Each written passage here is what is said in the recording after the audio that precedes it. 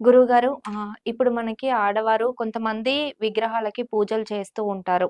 అంటే ముట్టుకొని పూజ చేస్తారు. లింగానికి అభిషేకం చేయడం గాని ఇలా చేస్తారు.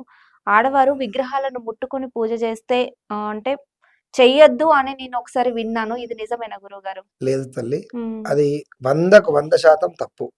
హ్మ్. స్త్రీ పురుషులు ఎవ్వరైనా హ్మ్. ఎలాంటి విగ్రహారాధన అయినా చేసుకోవచ్చు.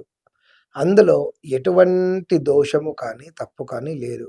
అయితే విగ్రహారాధనలలో మనకు కొన్ని నియమాలున్నాయి. హ్మ్. ఎలా ఆరాధించాలి అని చెప్పారు. ఓకే. ఎవరు ఆరాధించాలి అని ఎక్కడా చెప్పలేదు. హ్మ్. మనిషి అన్నవాడు ఖచ్చితంగా దైవారాధన చెయ్యాలి.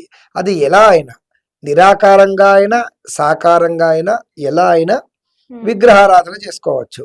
హ్మ్. అయితే ఇందులో విశేషించి స్త్రీలు ఎగ్జాంపుల్ శివలింగానికి పూజ చేయాలి అని అనుకుంటున్నారు. హ్మ్.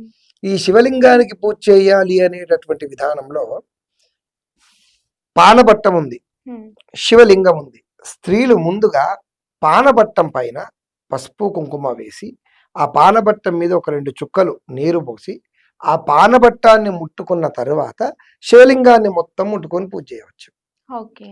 స్త్రీలు. ఎందుకలా? ఎందుకంటే ఈ శివలింగ రూపం ఏదైతే ఉందో హ్మ్. దీంట్లో పైన లింగ భాగం అంటే శిరోభాగం మొత్తము ఈశ్వరుడు, హ్మ్. ఈ పానబట్టం మొత్తము అమ్మవారు. ఓకే. దీన్ని యోనిపీఠము అని అంటారు. హ్మ్. అందుకే స్త్రీలు సహజంగా శక్తి స్వరూపులు, అమ్మవారి స్వరూపం కాబట్టి హ్మ్. స్త్రీలు ఈ యొక్క పానబట్టం మీద పసుపు కుంకుమ వేసి ఈ పానబట్టాన్ని స్పృశించి నమస్కారం చేసుకొని దాని మీద 3 చుక్కల గంగ నీళ్లు పోసి తరువాత పరమేశ్వరుణ్ణి ఆరాధించవచ్చు. శివలింగానికి అభిషేకం చేసుకోవడం, పూజ చేసుకోవడం ఇలా చేయవచ్చు. హ్మ్. పురుషుడు శివలింగం పైన మూర్తి భాగం ఏదైతే ఉంటుందో ఆ లింగం పైన పసుపు కుంకుమ గంధము వేసి చక్కగా 2 ధవళాక్షతలు అంటే తడి బియ్యం హ్మ్. ఒక 2 తీసుకొని దాని మీద వేసి కొంచెం 3 చుక్కల నీళ్లు వేసి ఆ శివలింగాన్ని ముట్టుకున్న తర్వాత కింది పానబట్టం మొత్తము కూడా స్పృశించవచ్చు. ఓకే. అయితే ఇది భక్తులకు. హ్మ్. అర్చకులకు రుద్రమర్చేత్ అనేది విధానం ఉంటుంది కాబట్టి అర్చకులు పూజా విధానంలో వాళ్ళు లింగం మొత్తము కడగడము, ఆరాధన చేయడము, ఆవాహన చేసుకుంటారు కాబట్టి హ్మ్. అర్చకులకు ఎటువంటి నియమాలు అవసరం లేదు. ఎందుకంటే తన వృత్తి, తన డ్యూటీ అది కాబట్టి. నార్మల్‌గా మీరు ఇంట్లో పూజ చేసుకోవాలన్నా, లేదా మీరు దేవాలయంలో స్వామివారికి అభిషేకం చేయాలన్నా, హ్మ్. స్త్రీలు ముందుగా చక్కగా పానబట్టాన్ని ముట్టుకొని, ఆ పానబట్టాన్ని అర్చించి, తర్వాత శివలింగానికి చేయొచ్చు. పైన ఉన్నటువంటి శిరోభాగానికి. పురుషులు పైన శిరోభాగం చేసుకొని పానబట్టాన్ని ముట్టుకోవచ్చు. అంతే తప్ప ఖచ్చితంగా స్త్రీలు దైవారాధన చెయ్యరాదు హ్మ్. అని అందులో విశేషించి విగ్రహారాధన చేయకూడదు అని ఎక్కడా ఏ శాస్త్రంలో చెప్పబడలేదు. ఇక శ్రీ మహావిష్ణువు వద్దకు వస్తే హ్మ్. స్త్రీలు 2 ప్లేసులలో మొట్టమొదటిసారిగా స్వామివారిని స్పృశించమని చెప్పారు. ఒకటి స్వామివారి చరణములు. హ్మ్. ముందుగా ఏ స్త్రీలైనా కానీ శ్రీ మహావిష్ణువును అర్చించాలి అంటే స్వామివారి చరణములను స్పృశించాలి. ఓకే. మనందరము కూడా శ్రీ వెంకటేశ శరణం ప్రపద్య అని అంటాం కదా, హ్మ్. ఆ స్వామివారి యొక్క పాద పద్మములకు నమస్కారం చేసుకోవాలి. తరువాత ఆ స్వామివారి యొక్క హృదయంలో మహాలక్ష్మీదేవి ఉంటుంది.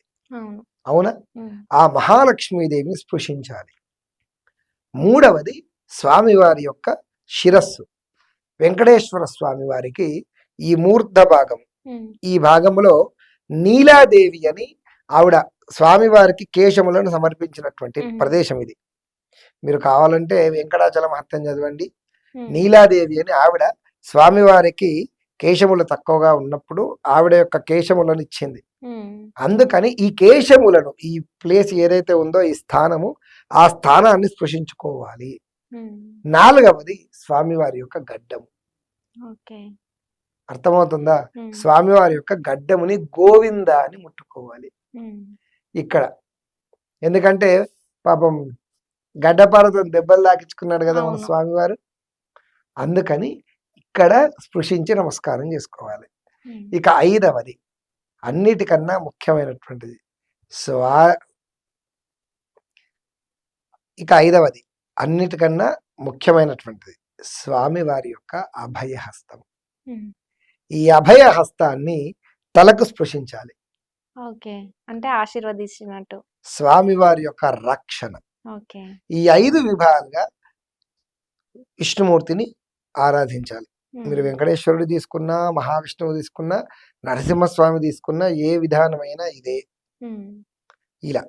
ఇక అమ్మవారి దగ్గరకొచ్చేటప్పటికి, అమ్మవారికి మొట్టమొదట ఆవిడ యొక్క పాదాలను స్పృశించి, హ్మ్. రెండవది ఆవిడ యొక్క మంగళ సూత్రముల మీద పసుపు, కుంకుమ వెయ్యాలి. ఎవరైనా వేయొచ్చా గురువుగారు? దేహి సౌభాగ్యం ఆరోగ్యం దేహి మే పరమం సుఖం హ్మ్. శాస్త్రమే చెప్పింది.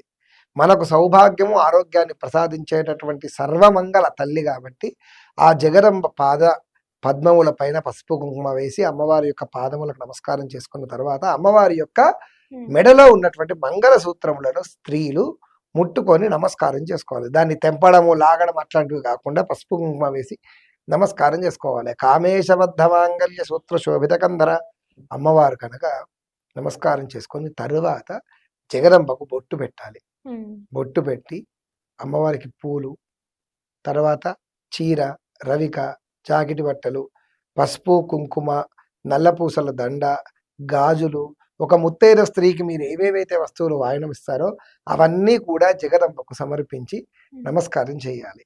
ఇలా చేస్తే అమ్మవారి యొక్క అనుగ్రహం ఖచ్చితంగా ఉంటుంది.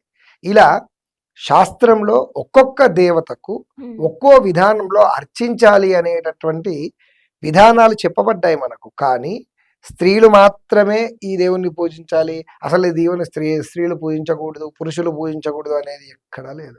హ్మ్. ఓకే గురువుగారు.